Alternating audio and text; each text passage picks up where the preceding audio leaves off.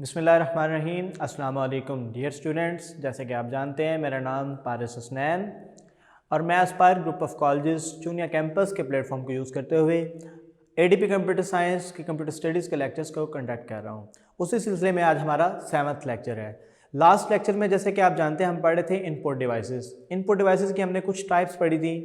आज उन टाइप्स को आगे फर्दर प्रोसीड करेंगे। आज जो हमने टाइप्स पढ़नी है उनमें game controllers, audio input devices और video input devices. Game controllers basically ऐसे इनपुट डिवाइसेस होती हैं जिनके थ्रू हम गेम का प्लेयर या उसके ऑब्जेक्ट के साथ इंटरेक्ट करते हैं। इंटरेक्ट करने से मतलब क्या कि उसकी मूवमेंट के साथ या उसके जितने भी इवेंट्स हैं उनको ट्रिगर करने के लिए जो डिवाइसेस यूज़ की जाती हैं वो हमारे गेम कंट्रोलर्स होती हैं। उसके आगे फर्दर कुछ टाइप्स हैं जो कि हम आगे देखेंगे इसी लेक्चर में। Same as audio input devices, वो इनपुट डिवाइसेस जिसके थ्रू हम किसी भी म्यूज़िक को, स्पीच को या साउंड इफेक्ट को एंटर करते हैं कंप्यूटर में एज ए डाटा या इंफॉर्मेशन, ऐसी डिवाइसेस को हम ऑडियो इनपुट डिवाइसेस कहते हैं। उसके बाद हमारी है video input devices. Video input devices जिसके थ्रू हम जिसके थ्रू हम पिक्स को लेते हैं और उसको स्टोर कराते हैं एज ए वीडियो और इमेज कंप्यूटर के अंदर, उसी ऐसी डिवाइसेस को हम वीडियो इनपुट डिवाइसेस कहते हैं। चलो आए देखते हैं हम फर्दर इसकी टाइप्स। हम पढ़ रहे थे टाइप्स ऑफ इनपुट डिवाइसेस। जैसे कि मैंने बताया कि हम पहले कीबोर्ड और पॉइंटिंग डिवाइसेस और टच स्क्रीन पढ़ चुके हैं और पेन इनपुट भी पढ़ चुके हैं। आज हमने पढ़ना है गेम कंट्रोलर्स। तो गेम कंट्रोलर्स सबसे पहले आते हैं। गेम कंट्रोलर्स क्या चीज़ होती है? The input device which is use to interact with the movement of the player और an object of the game. यानी कि ऐसी इनपुट डिवाइसेस जो कि यूज़ होती हैं इंटरेक्ट करने के लिए किसके साथ इंटरेक्ट करना है? The movement of the player और an object of the game. मतलब क्या है कि किसी भी प्लेयर या ऑब्जेक्ट जो है गेम का, उसकी मूवमेंट के साथ जब इंटरेक्शन करने के लिए जो डिवाइसेस यूज़ होती हैं वो हमारी कौन सी होती हैं? गेम कंट्रोलर्स यूज़ होते हैं। इसकी टाइप्स जो हैं जॉयस्टिक है, गेम पैड है, गेमिंग व्हील है। ये सब आपने देखा होगा, लेकिन हम आए एलैबोरेट करते हैं कि ये क्या चीज़ें हैं। सो सबसे पहली चीज़ है जॉयस्टिक्स। जॉयस्टिक्स क्या है? Joysticks a input device consist of a base and stick. यानी कि एक ऐसी इनपुट डिवाइस है जो कंसिस्ट होती है किसके ऊपर? बेस पे और स्टिक पे। ये बेस चेक करें, ये जो हमारा पोर्शन है ये क्या है? बेस का पोर्शन है। और जबकि ये जो पोर्शन है ये हमारा क्या है? स्टिक का पोर्शन है। स्टिक के ऊपर आप देख लें कि ये बटन लगे हुए हैं जो प्रोग्रामेबल है। हर बटन का एक अलग अलग फंक्शन है जो गेम टू गेम वेरी भी कर सकता है, क्योंकि हर सॉफ्टवेयर में इसकी अलग से कॉन्फ़िगरेशन की जा सकती है। ठीक है, ये एक जॉयस्टिक है। A joystick perform same functions to a mouse और ट्रैक बॉल। जॉयस्टिक वो सेम ऐसे फंक्शंस को परफॉर्म करता है जैसे माउस या हमारा ट्रैक बॉल परफॉर्म करता है, लेकिन ये it is considered less comfort and efficient. लेकिन ये माउस की निस्बत या ट्रैक बॉल की निस्बत लेस कंफर्ट यानी कि कम आरामदाह और कम एफिशिएंट समझा जाता है। ठीक है, इसलिए इसको as a pointing device use कम किया जाता है, जबकि गेमिंग कंसोल्स के अंदर ये ज्यादा यूज होता है। उसके बाद है गेम पैड। गेम पैड क्या है? हमारा टाइप ऑफ गेम कंट्रोलर।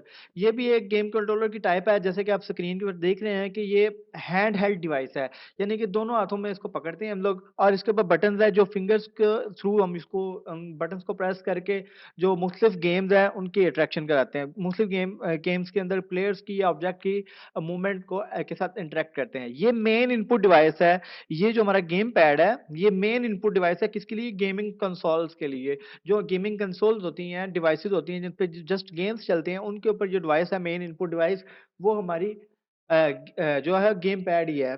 उसके बाद जी game pad also used with personal computer. जो गेम पैड है वो पर्सनल कंप्यूटर से भी अटैच हो यूज कर सकते हैं। कैसे कि जस्ट हम लोग या किसी वायर के साथ यूएसबी पोर्ट के थ्रू या ब्लूटूथ के साथ या कोई भी आप हॉटस्पॉट यूज करते हुए या किसी भी कम्युनिकेशन मीडिया को यूज करते हुए हम अपने पर्सनल कंप्यूटर के साथ इसको अटैच करके गेम कंसोल्स के साथ गेम के अट्रैक्शन करते हैं प्लेयर्स की या ऑब्जेक्ट की मूवमेंट के लिए। ठीक है, उसके बाद है G game wheel. Game wheel क्या है? An input device that use a steering wheel and a separate set of foot pedals to imitate real world driving. यानी कि एक ऐसी डिवाइस है जिसके अंदर एक व्हील है, स्टीयरिंग व्हील है, जैसे कि स्क्रीन पे आप इसको शो हो रहा है, ये पिक मैं यहाँ पे साइड पे लगाई है, और एक सेट ऑफ फुट पेडल्स होता है।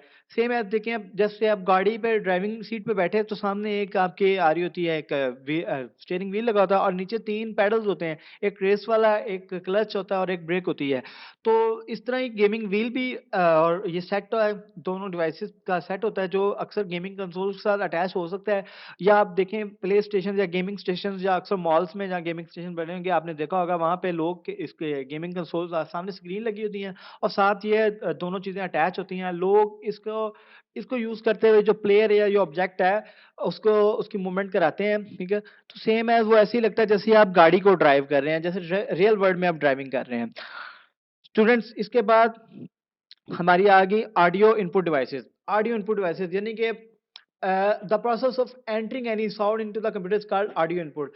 यानी हमारी वो प्रोसेस जिसके थ्रू हम ऑडियो या किसी भी साउंड को इनपुट कराते हैं, कंप्यूटर में देते हैं, तो वो हमारी ऑडियो इनपुट होती है। और जो डिवाइसेस इस काम के लिए यूज होती है वो हमारे ऑडियो इनपुट डिवाइसेस हैं। इट में इंक्लूड स्पीच, म्यूजिक और एनी अदर साउंड इफेक्ट। और जो ये हमारा ऑडियो साउंड है, इसके अंदर स्पीच भी हो सकती है, म्यूजिक भी हो सकता है, या कोई भी एनी अदर साउंड इफेक्ट होता है। Audio can be entered through different devices such as microphone, tape player, CD, DVD player और रेडियो। जो ऑडियो है वो मुख्तलिफ जो डिवाइसेस हैं उनके थ्रू हम एंटर कर सकते हैं। देखिए, अब उनमें हमारे माइक्रोफोन्स आ सकते हैं, टेप प्लेयर्स आ सकते हैं, CD, DVD प्लेयर और रेडियो। उसके अलावा ऑडियो का devices convert sound into form that can be processed bye computer. Audio devices हमारी करती क्या है, बेसिकली वो कन्वर्ट करती हैं साउंड्स को किसके अंदर, उस फॉर्म में जो कंप्यूटर प्रोसेस करता है, जिसे कंप्यूटर समझता है। आप ये फिगर देखें, साइड पे मैंने बनाई है, इसमें एक पर्सन है जो कि माइक्रोफोन के अंदर स्पीक बोल रहा है, तो वो एनालॉग सिग्नल आ रहे हैं, एनालॉग सिग्नल। अब वो जो हमारी आउटपुट डिवाइसेस होती हैं, इनपुट डिवाइसेस होती हैं, audio devices, audio input devices, ये अटैच होती हैं एक साउंड कार्ड के साथ, ठीक है? साउंड कार्ड के साथ अटैच होती हैं। साउंड कार्ड हमारा मदरबोर्ड के ऊपर लगा होता है, या बिल्ट इन आता है, या अलग से भी लगाया जाता है। तो उसके साथ हमारी ये डिवाइसेस लगी होती हैं। हम जब भी कोई पर्सन उसमें उसको यूज़ करता है, उसको उसमें बोलता है या कोई भी म्यूज़िक एंटर करता है उन डिवाइस के थ्रू, तो वो एनालॉग डाटा कार्ड के पास जाता है। कार्ड जो है वो उसको कन्वर्ट करता है उस एनालॉग को डिजिटल के अंदर। जो डिजिटल फॉर्म आपको सबको पता है कि कंप्यूटर बेसिकली डिजिटल फॉर्म को समझता है, 0-1 की लैंग्वेज को समझता है। तो वो उस एनालॉग को 0-1 में चेंज करता है, जो कंप्यूटर आगे फिर फर्दर यूज़ करता है। A sound card is required to enter a high quality sound into a personal computer. जो एक साउंड कार्ड होता है वो रिक्वायर होता है हमें एक अलग से, एक तो पहले से बिल्ट इन होता है, उसके अलावा भी अगर हमने हाई क्वालिटी के कोई साउंड एंटर करने हैं, अपने एज इनपुट लेने हैं, तो हमें एक अलग से कार्ड भी एडिशनल कार्ड लगाना पड़ेगा, जिसकी पोर्ट्स बनी होती हैं मदरबोर्ड के ऊपर। तो हम उसके ऊपर अटैच कर देते हैं। उसके बाद है माइक्रोफोन। माइक्रोफोन इसकी टाइप है ऑडियो इनपुट डिवाइस की। देखें, आपने कॉमनली ये देखी होगी डिवाइस मुख्तलिफ जगह पे, जो खुसूसन स्पीकिंग डाटा जब आपने एंटर करना हो तो माइक्रोफोन यूज़ करते हैं। माइक्रोफ़ोन इस किस्म का भी होता है। उसके अलावा आपके हैंड फ्रीज़ के अंदर भी बिल्ट इन माइक्रोफ़ोन आ रहा है, ठीक है?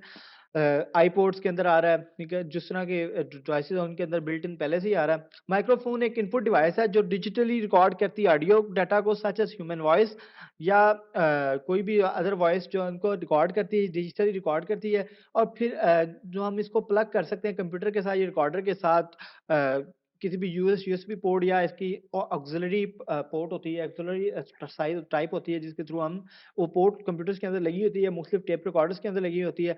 हम अपने माइक्रोफोन्स को उस ऑक्सिलरी को, जिसको ऑक्स भी बोलते हैं, उसको यूज़ करते हुए अटैच करते हैं। Many software application can accept data with microphone. मुख्तलिफ जो सॉफ्टवेयर एप्लीकेशंस हैं, वो डाटा को एक्सेप्ट करती हैं, कर सकती हैं विद माइक्रोफोन, माइक्रोफोन्स के साथ। मतलब क्या है कि मुख्तलिफ जो सॉफ्टवेयर एप्लीकेशन वो आपको ये फैसिलिटेट करते हैं यूज़र्स को कि आप माइक्रोफ़ोन को यूज़ करते हुए डाटा को एंटर कर सकते हैं। It enables the user to input text and issue commands orally. और इससे होता क्या है कि यूज़र इस काबिल हो जाता है कि वो अपनी इनपुट, वो टेक्स्ट हो या कोई कमांड हो, उसको इश्यू कर सकता है बोल के, orally. A software in computer converts the sound in digital form and then stored in memory and used according to the requirement। और एक सॉफ्टवेयर यूज होता है जो इस साउंड को कन्वर्ट करता है डिजिटल फॉर्म में, और फिर वो स्टोर होता है मेमोरी के अंदर, वो फॉर्म, वो हमारी ऑडियो या साउंड। उसके बाद हम हमारी रिक्वायरमेंट के मुताबिक जब भी इसको यूज करना चाहे तो हम उसको यूज कर सकते हैं। उसके बाद है मिडी डिवाइसेस। मिडी डिवाइसेस देखें, MIDI stand for musical instrument digital interface. Stand for क्या है? Musical instruments digital interface. It is use to enter music और other sound effect in computer. यानी क्या क्या कर रही हैं, अदर म्यूजिक और जो साउंड इफेक्ट है उनको एंटर करने के लिए कंप्यूटर में मिडी डिवाइसेस यूज करते हैं। जैसे कि मैंने स्क्रीन में देखें, आप चेक करें कि एक डिवाइस की पिक लगाई जो हमारे पियानो है। तो इसको हम इसको यूज करते हुए क्या करेंगे, कि हम इस डिवाइस को साउंड कार्ड के साथ कनेक्ट करेंगे और इसको जैसे भी यूज़ करें, जो हमारा साउंड होगा वो सॉफ्टवेयर के थ्रू डिजिटल फॉर्म में कन्वर्ट होगा और हमारे मेमोरी, कंप्यूटर की मेमोरी के अंदर सेव हो जाएगा। The user can compose and edit the music and many other sound by using software. और यूज़र जो है वो कंपोज़ कर सकता है, एडिट कर सकता है म्यूज़िक को और अदर साउंड इफेक्ट्स को मुख्तलिफ जो सॉफ्टवेयर्स को इस्तेमाल करके हुए। हम क्या करते हैं कि मिडी डिवाइसेस को अटैच करेंगे अपने सिस्टम के साथ या किसी भी रिकॉर्डर के साथ अटैच करके डिफरेंट सॉफ्टवेयर को यूज करते हुए डाटा को एंटर करा के उसको मजीद एडिट भी कर सकते हैं उन साउंड्स को। ठीक है। ओके स्टूडेंट्स, इसके बाद हमने पढ़ना है वॉइस इनपुट। वॉइस इनपुट क्या आता है? हम पहले पढ़े थे ऑडियो इनपुट डिवाइस, उसके बाद वॉइस इनपुट क्या है? वॉइस इनपुट क्या है? The process of entering data by speaking into microphone attached to the computer is called voice input. यानी कि वो प्रोसेस जिसके साथ डाटा को एंटर करते हैं हम बोल के थ्रू किसके, microphone attached to the computer is called voice input. तो ऐसे प्रोसेस को हम क्या कहते हैं? डाटा एंटर करने के ऐसे प्रोसेस को हम क्या कहते हैं? Voice input. जैसे कि अभी मैं भी यूज़ कर रहा हूँ, एक माइक्रोफ़ोन यूज़ कर रहा हूँ जो मेरे सिस्टम के साथ अटैच है, उसमें मैं बोल रहा हूँ, वो मेरा डाटा कंप्यूटर के अंदर सेव हो रहा है, ठीक है? तो ये मेरी जो मैं कहा ये प्रोसेस कर रहा हूँ, ये मेरा क्या है? वॉइस इनपुट है। The capability of computer to distinguish spoken words is called voice recognition और स्पीच रिकॉग्निशन। एक और चीज़, ठीक है? तो इसकी वॉइस रिकॉग्निशन या स्पीच की रिकॉग्निशन है, ये बताती है, डिस्टिंग्विश करती है स्पोकन वर्ड्स को, जो भी यूज़र बोल रहा है, उसके अंदर डिफरेंस करने के लिए एक कैपेबिलिटी होती है कंप्यूटर की। और ये फास्टर वे है डाटा एंटर करने का, क्योंकि हमें लिखना जो है ना वो टाइम टेकिंग होता है। हम लिख रहे हैं, वो चाहे हाथ से लिख रहे हैं या कीबोर्ड के थ्रू लिख रहे हैं, लेकिन वो टाइम टेकिंग है, जबकि बोलना हमारे लिए ईज़ी है, ठीक है? बोल के हम डाटा एंटर करेंगे, वो जल्दी बोल सकते हैं। The user speak into microphone and application software right the spoken words as text. और जब भी यूज़र माइक्रोफ़ोन के अंदर वो बोलता है, तो एप्लीकेशन सॉफ्टवेयर्स जो हैं वॉइस रिकॉग्निशन वाले या स्पीच रिकॉग्निशन वाले, वो हमारे उस बोलने को, उस स्पोकन वर्ड्स को सुनते हैं, यानी कि एज़ इनपुट लेते हैं और स्क्रीन्स पे एज़ आउटपुट हमें जो शो करते हैं वो टेक्स्ट शो करते हैं। इसकी जो टाइप्स हैं वॉइस रिकॉग्निशन सॉफ्टवेयर की, वो 2 हैं, एक स्पीकर डिपेंडेंट सॉफ्टवेयर और एक है speaker independent software. Speaker dependent software में क्या है कि वो डिपेंड कर रहा है, जैसे कि आपको नाम से शो हो रहा है कि वो डिपेंड कर रहा है यूज़र जो है यूज़र पे डिपेंड कर रहा है। यूज़र पे डिपेंड कैसे कर रहा है कि यूज़र को पहले कंप्यूटर को ट्रेन करना पड़ता है कि वो क्या करता है कि एक वर्ड को बार-बार बोलता है और उसको बताता है, उस अपने पैटर्न को स्टोर कराता है कि इन नेक्स्ट फ्यूचर जो आप जब भी वो उस वर्ड को बोलें तो वो उसको कर सके, अ, उसको वो पैटर्न को पहचान सके कि ये वही पैटर्न है जो पहले बोला था उसने। मतलब क्या कि जिस तरह हम किसी बच्चे को सिखाते हैं, बार-बार बताते हैं एक वर्ड्स को, उसको बार-बार सिखाते हैं, तो वो क्या होता है कि बच्चा उसको वर्ड्स को यूज़ कर सकता है। जब भी फिर हम बोलते हैं, उसको समझ आ जाती है कि ये काम मुझे कहा जा रहा है। सेम है स्पीकर डिपेंडेंट सॉफ्टवेयर के अंदर भी यही चीज़ें हैं कि जब हम बार-बार उसको ट्रेन करते हैं एक ही वर्ड बोल के, तो उसको इन फ्यूचर जब हम वही वर्ड बोलते हैं, तो उस सॉफ्टवेयर को पता लग जाता है कि ये वही वर्ड है, क्योंकि उसके अंदर जो वॉइस पैटर्न है वो पहले से स्टोर होते हैं कंप्यूटर के अंदर। अच्छा, जो स्पीकर इंडिपेंडेंट सॉफ्टवेयर है, उसके अंदर क्या है कि आपको ट्रेन नहीं करना पड़ा। पहले से ही उसके अंदर वर्ड पैटर्न्स काफ़ी सारे स्टोर हैं। उन वर्ड पैटर्न्स को यूज़ करते हुए जब भी यूज़र बोलता है, ठीक है, स्पीक करता है, तो वो फ़ौरन से उन वर्ड्स को राइट कर देता है स्क्रीन पर। जैसे कि आप देखें कि गूगल पे एक वॉइस इनपुट में अब ऑप्शन आ गया है कि आप क्या करते हैं कि वहाँ पे एक छोटा-सा माइक्रोफ़ोन का एक सिंबल बना होता है, आइकन बना होता है, उस पे क्लिक करते हैं तो फ़ौरन वो आपको कहता है कि आप बोलें, ठीक है? जैसे ही आप बोलते हैं, तो वो ऑटोमैटिकली आपके वर्ड्स को डिस्टिंग्विश करके समझ के स्क्रीन के ऊपर लिखना शुरू कर देता है। तो ये हमारा क्या है, स्पीकर इंडिपेंडेंट सॉफ्टवेयर। क्यों हमें गूगल को पहले बताना नहीं पड़ा, गूगल के उस फीचर को बताना नहीं, ट्रेन नहीं करना पड़ा, जस्ट हमने बता दिया हुआ है, ठीक है? स्टूडेंट्स, उसके बाद हम पढ़ेंगे डिजिटल कैमरा। डिजिटल कैमरा क्या है? ये भी एक इनपुट डिवाइस है जो कि पिक्चर्स को क्लिक करता है और स्टोर कराता है as digital image. Digital image में स्टोर कराता है। डिजिटल कैमरा जो स्टोर कर रहा है इमेज को स्टोरेज पे करता है या मेमोरी कार्ड्स पे, सम इस तरह की कोई भी टाइप यूज़ करेगा पिक्स को स्टोर करने के लिए। इसका मेन एडवांटेज क्या है कि ये फ़ोटोज़ इसने इनएक्सपेंसिव कर दी और फ़ास्ट कर दी बनाना हमारे लिए। पहले क्या था, हमारे सिस्टम जो कैमराज़ थे उसके अंदर क्या था, एक फ़िल्म होती थी जिसके ऊपर एक एक्स-रे टाइप का एक पेपर होता था उस फ़िल्म के अंदर, जो लिमिटेड स्टोरेज देते थे हमें पिक्स लेने के लिए, क्योंकि उसके ऊपर वो प्रिंट होती जाती थी फ़ोटोज़। वो 33 टू 35 पिक्स हम एक टाइम में एक फ़िल्म के ऊपर स्टोर कर सकते थे। और उसका एक और नुकसान ये था, डिसएडवांटेज ये था कि हम एक दफ़ा जो पिक ले ली, वो स्टोरेज भी हो गई हमारी, ख़त्म हो गई। तो हम उसको डिलीट नहीं कर सकते थे क्योंकि हमें ना तो पता होता था कि कैसी पिक आई है ना कुछ। जबकि इन कैमराज़ में क्या है कि हम फ़ौरन एक डिस्प्ले स्क्रीन होती है जिसके थ्रू ऊपर देख लेते हैं कि ये इमेज सही आई है या नहीं। अगर नहीं सही है तो हम उसको डिलीट कर देते हैं और वो हमारी मेमोरी दोबारा से फ्री हो जाती है और हम जितने मर्ज़ी इमेज चाहें हम वो कर लेते हैं, कैप्चर कर सकते हैं। हमारी मेमोरी के ऊपर डिपेंड करता है। जबकि इसके अंदर एक और जो पुराने कैमरास के अंदर जो फ़िल्म थी वो जब हमने डेवलप कराना था हमारे इमेज को प्रिंट कराना होता था, तो हम वो एक मखसूस डेवलपमेंट के ऑफ़िस थे, वहाँ पे जाते थे, अपनी वो फ़िल्म्स देते थे। वो मखसूस प्रिंटर्स को यूज़ करते हुए हमारी उस फ़िल्म के अंदर जो इमेज थी उसको प्रिंट करते थे। तो फिर में टाइम टेकिंग प्रोसेस था, जबकि ये हमें फ़ौरन-फ़ौरन हर चीज़ का पता लग जाता है। इसके अंदर जो क्वालिटी है फ़ोटो की वो डिपेंड करती है रेज़ोल्यूशन के ऊपर। रेज़ोल्यूशन देखिए जितनी ज़्यादा होगी उतनी अच्छी हमारी क्वालिटी होगी क्योंकि रेज़ोल्यूशन डिस्क्राइब करती है शार्पनेस ऑफ कैमरा को।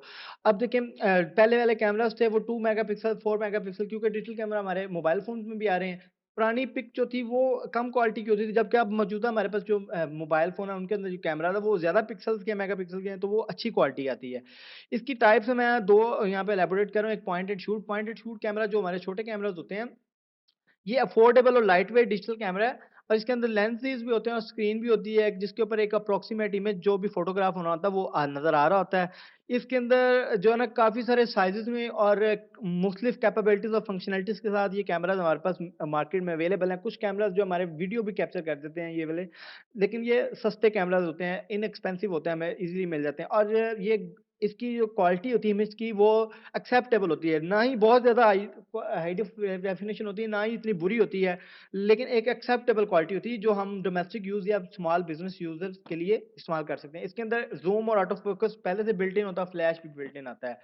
उसके बाद डीएसएलआर हमारा क्या stand for digital single lens reflex और ये वर्सटाइल और एक्सपेंसिव टाइप का डिजिटल कैमरा है जो कि यूज़र को बताता है, अलाउ करता है कि वो अपना जो रिक्वायर्ड ज़ूम है, वो अपने लेंस को यूज़ करके डिफरेंट लेंस को यूज़ करके वो रिक्वायर्ड ज़ूम ले सकता है। इसका जो लेंस है वो बहुत ज़्यादा एक्सपेंसिव होता है, 1000 और $100,000 डॉलर्स के अंदर ये उसकी प्राइस होती है। इसके अंदर भी सेम है, एक स्क्रीन है जो हमें अप्रॉक्सिमेट इमेज दे रहा है कि ये फोटोग्राफ होगा और यूज़र जो है इसके अंदर क्या कर सकता है, फ़ोकस को और एक्सपोज़र को मैनुअली एडजस्ट कर सकता है उस लेंस को मूव करके। मैनी डीएसएलआर जो हैं वो हाई डेफिनिशन वीडियोज़ भी रिकॉर्ड कर सकते हैं। सो स्टूडेंट्स इसी के साथ आज का हमारा लेक्चर एंड होता है। सो किसी भी स्टूडेंट को कोई भी प्रॉब्लम हो तो वो बाद में मुझसे कॉन्टैक्ट कर सकता है। So students thank you. Allah